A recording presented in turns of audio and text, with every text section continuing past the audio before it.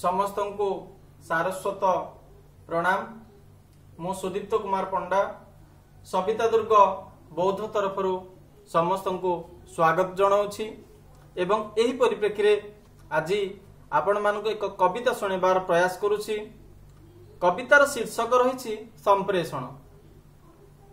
कवितार शीर्षक संप्रेषण। चक्षु मुद्रा द्वारा प्रेमर आरंभ, चक्षु मुद्रा द्वारा प्रेमर आरंभ, बाक संकेत रे सिहरे, लिखित संप्रेषणे मनोभाव लिखि, लिखित संप्रेषणे मनोभाव लिखि, भयभीत मु सबुज इशारार प्रत्युत्तर अपेक्षारे, भयभीत मु सबुज इशारार प्रत्युत्तर अपेक्षारे। मौखिकत नीति दिनिया व्यापार, मौखिकत नीति दिनिया व्यापार, जंगम बाणी रे नीति आसर, जंगम बाणी रे नीति आसर। सबु संप्रेषण सरीगला परे, सबु संप्रेषण सरीगला परे, स्पर्श रे जिणिली हृदयतर, स्पर्श रे जिणिली हृदयतर।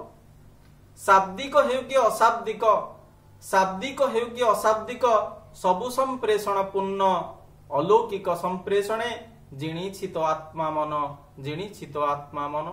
शाब्दिक हेउ कि अशाब्दिक, सबु संप्रेषण पूर्ण अलौकिक संप्रेषणे जिणिछि तो आत्मा मन, जिणिछि तो आत्मा मन। धन्यवाद।